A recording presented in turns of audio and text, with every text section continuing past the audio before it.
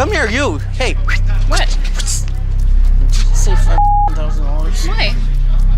God, why not $1 million? Well, you know what? Even if we can't sell them right away, we can use them. There are people who choose fame. They plan for it, chase it, build toward it with everything they have. And then there are people who simply walk into it, who show up one ordinary day, stand in front of a camera, and suddenly find that millions of strangers feel like they know them personally. Jarrod Schulz was never the first kind. He didn't have a strategy, he didn't have a publicist or a brand deal or a 5-year plan. What he had was a thrift store, a quick laugh, and a woman standing beside him who made everything feel genuine. And somehow, without really trying, that was enough to make the whole country fall in love with him. For years, he was the one fans rooted for, not because he was polished, not because he was perfect, but because he felt real, rough around the edges, honest in his reactions, the kind of person you could imagine sitting across from at a kitchen table. And Brandy Passante standing right beside him through all of it made that feeling even stronger. Together, they didn't look like television. They looked like life. They argued on camera. They laughed, they disagreed over money and strategy and which storage unit was worth the risk. And every time they did, millions of people leaned a little closer to their screens because it felt true. It felt like something they recognized from their own lives. That kind of connection is rare. Genuinely rare, and it built something between Jarrod, Brandy, and their audience that went far deeper than a cable television show. But then quietly things began to change. The cameras stopped. The relationship ended, and Jarrod Schulz, the man who had spent years living openly, publicly, loudly, went completely silent. No statement, no interview, no explanation, just suddenly nothing. Fans noticed right away. Questions started building the way questions always do when someone who was once so present just disappears. Rumors moved into the empty space. Theories spread. And the silence, instead of fading, grew heavier with every passing month. Then, years later, at 48 years old, Jarrod finally started to speak. Not in the careful, rehearsed way that people speak when someone has coached them on what to say. Not with a publicist's fingerprints on every word. But in the fragmented, unguarded way that only happens when a person has been carrying something for far too long and can't carry it quietly anymore. What he has said is complicated. What he has chosen not to say is just as revealing.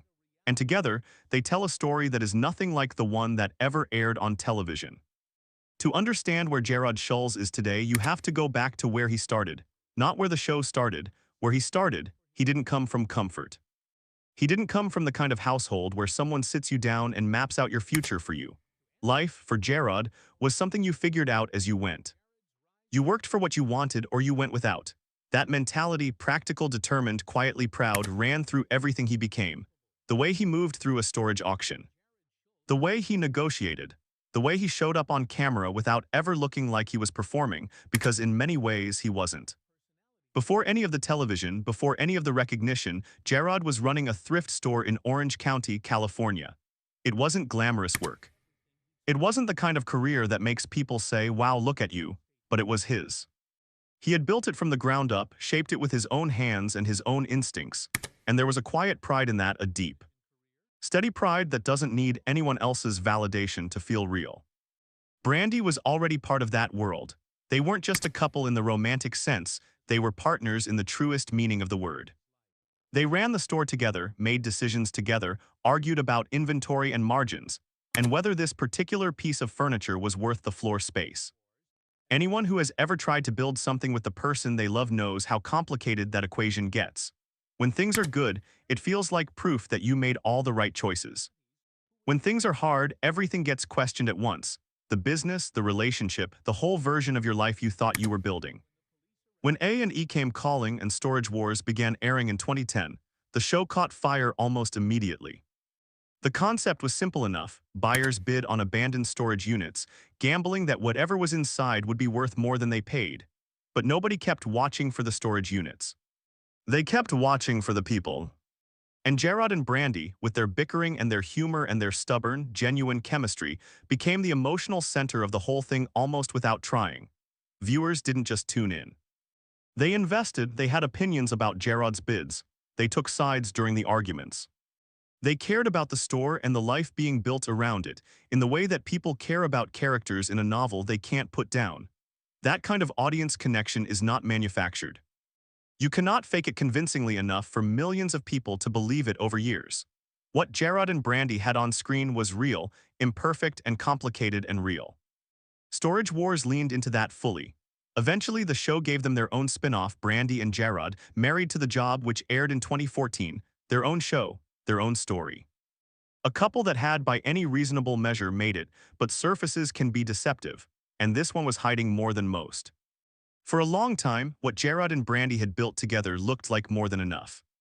It looked from the outside like a version of success that most people spend their whole lives working toward and never quite reach. They had gone from a small thrift store to national television. They had fans who genuinely cared about them, not just as entertainment but as people. Their social media felt warm and accessible, the kind that makes followers feel like they're part of something, like they've been let in. And through all of it, the relationship at the center appeared solid, steady, real, but that word appeared deserves some careful attention. Reality television does something to relationships that almost nobody talks about honestly. It takes the most unguarded, vulnerable, private moments between two people and turns them into content. The arguments that would normally stay behind closed doors become storylines. The insecurities that couples protect from the world become the most watched clips. And when the cameras finally pack up and leave, and the episode airs months later, you're left watching yourself, watching your partner, through a lens that was never fully yours to control. That is a strange and heavy thing to live with, year after year. People who knew Jarrod during those years have described someone who carried more beneath the surface than the camera ever picked up. Warm on screen, quick with a joke, easy to be around. But underneath that ease, a more complicated person. A man who had built his sense of self around being capable, around being the one who figured things out. And who quietly struggled when life moved into territory where that kind of strength wasn't enough. That struggle on its own is not unusual. Most people carry something like it. But it becomes louder, more consequential, when your relationship is unfolding in front of millions of people who have already decided who you are. Through the Storage Wars years and through the spin-off, Jarrod kept performing the version of himself that the audience loved. The scrappy bitter, the competitive spirit. The guy who would argue fiercely with Brandy on screen and then smile about it a moment later. It felt natural because much of it was. But natural and uncomplicated are two very different things. And beneath the familiar, comfortable dynamic that fans had come to count on, something was quietly shifting, slowly, in ways that wouldn't become visible for a long time yet. The end of a relationship is almost never a single moment. It rarely arrives as one clean, decisive break. It comes as a long sequence of smaller ones, a conversation that doesn't quite land, a silence that stretches a little too long. A door that closes so quietly you almost don't hear it until you realize, one day, that it's been closed for a while. For Jarrod and Brandy, the public chapter of their ending arrived in ways that felt sudden from the outside, but that, by every available account, had been building beneath the surface for years. After the spin-off ended and Storage Wars moved on, the visible signs of their partnership began to fade. The joint appearances became less frequent. The social media moments that had always felt coordinated and warm grew quieter and then quieter still. And then came the confirmation that fans had been quietly dreading: the relationship was over. Brandy said so directly, with the same clear-eyed honesty that had always made her compelling to watch. It was done. It had been done for some time, she was moving forward. Jarrod said almost nothing. That silence registered, not just for casual fans, but for anyone paying attention to the space between what someone says and what they choose not to. For a man who had spent years letting cameras into his daily life, his work, his disagreements, his private moments, the sudden retreat said something. It just wasn't clear yet exactly what. And then came what made everything more complicated. In 2021, according to reports, Jarrod Schulz was arrested following an incident that involved Brandy Passante. Multiple outlets reported the story. The details described an altercation that carried legal consequences. No official conclusion was reached that painted a complete picture of what occurred. And the situation, as these situations so often are, was more layered than any headline could adequately hold. But the arrest was real. The reports were real. And for the people who had spent years believing in the version of Jarrod Schulz they had seen on screen, it forced a reckoning. A genuine, uncomfortable reckoning with how much of that version had ever been the full truth. What follows a moment like that is a particular kind of public pressure, one that falls specifically on people who showed the world a curated image of themselves. and then watch that image crack open in front of an audience that feels entitled to answers. For Jarrod, the period after the arrest was defined by that pressure. Fans who had once defended him without hesitation began asking harder questions. Former supporters went back through old footage, old interviews, old moments that had once seemed harmless, looking in hindsight for things they felt they should have noticed. That kind of retrospective judgment is not always fair. It is not always accurate. Memory shifts when context changes, and the version of a person that exists on a television screen was never the whole person to begin with. But questions, once they exist, don't simply dissolve. Brandy, for her part, kept living her life publicly and on her own terms. She talked about her children, about rebuilding, about what moving forward actually looked like in practice. She didn't appear to spend herself relitigating old grievances in front of an audience. But her continued presence, her visible willingness to keep showing up, stood in quiet contrast to Jarrod's sustained absence. And that contrast, without anyone saying a word about it, told its own kind of story.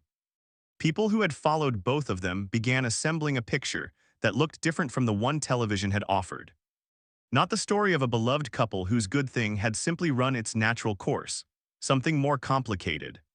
Something that had perhaps always been present, just visible only at the edges, in the moments the editing couldn't quite smooth over, in the silences between the laughs.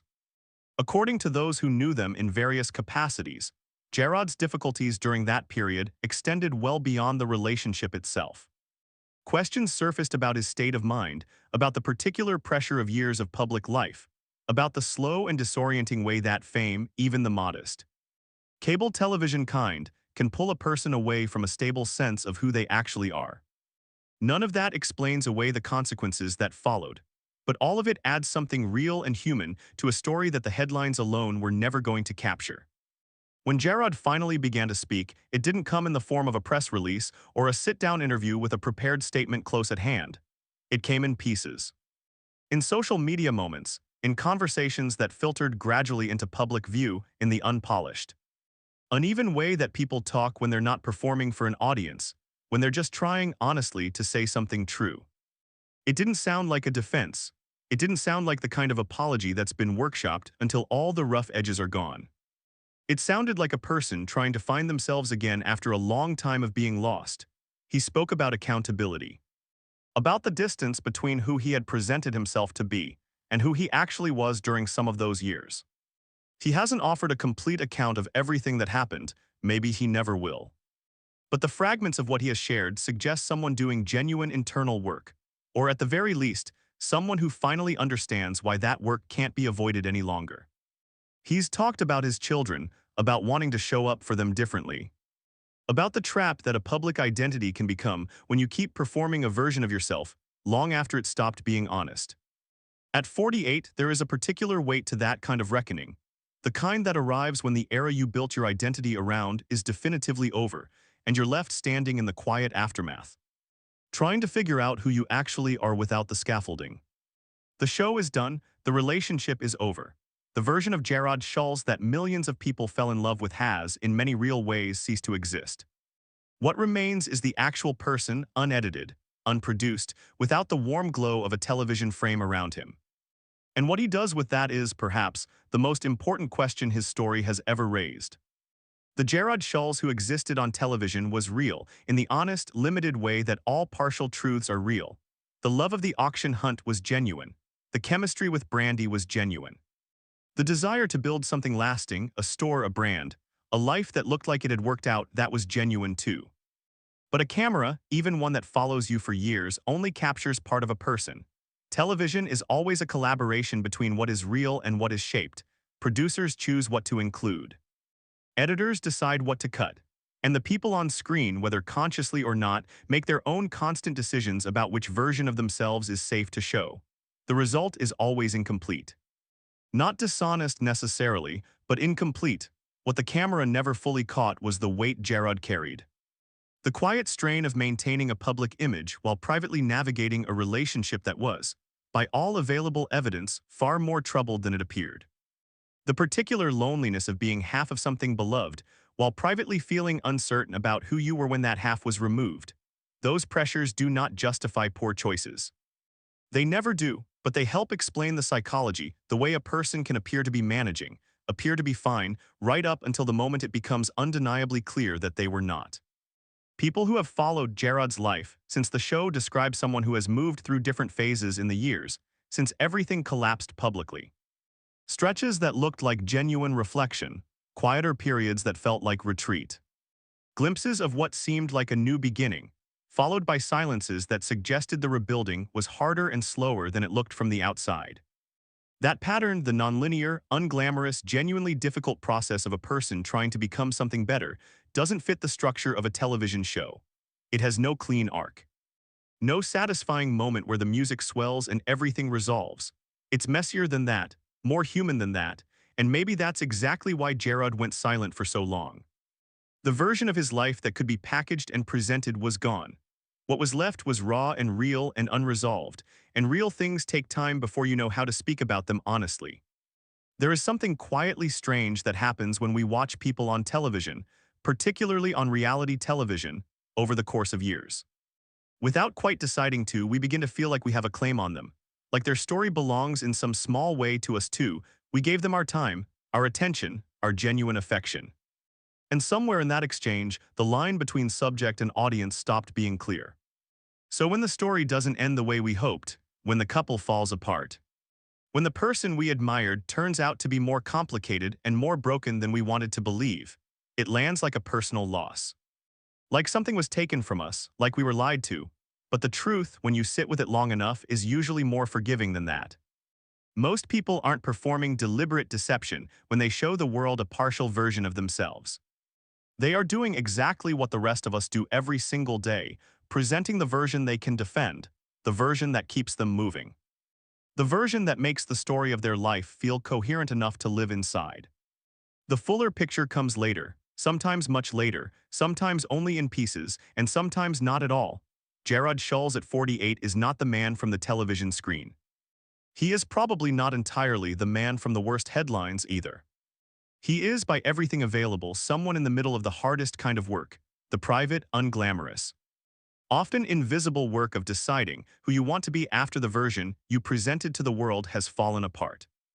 That space is not compelling television. It doesn't make for a satisfying story with a clean ending, but it is where the most important human transformation happens or doesn't. And the honest truth is that nobody outside of Jarrod's own life can know yet which direction it's going. What the fans who loved him during those Storage Wars years felt was not nothing. The warmth was real, the laughter was real. The competitive fire and the bickering chemistry and the sense of watching two people genuinely try to build something together, all of that was real. It being real didn't make it enough. It being real didn't prevent what came after. But it was real, and that matters, and it deserves to be said clearly. What we choose to do with people after they fall, how much space we're willing to hold for complexity, for growth. For the possibility that a person is not only the sum of their worst moments, says something far deeper about us than it does about them. Jarrod Schulz has finally started talking. Whether what he says turns out to be the whole truth or just the beginning of it is something only time will be able to answer honestly.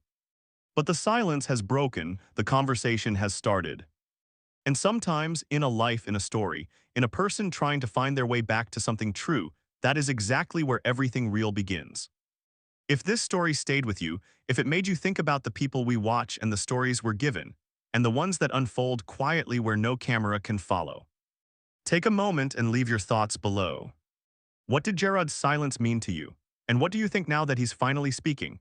If you want more stories told this way, honestly, slowly, without easy answers, subscribe and stay close. Real stories rarely wrap up neatly, but they're always worth following.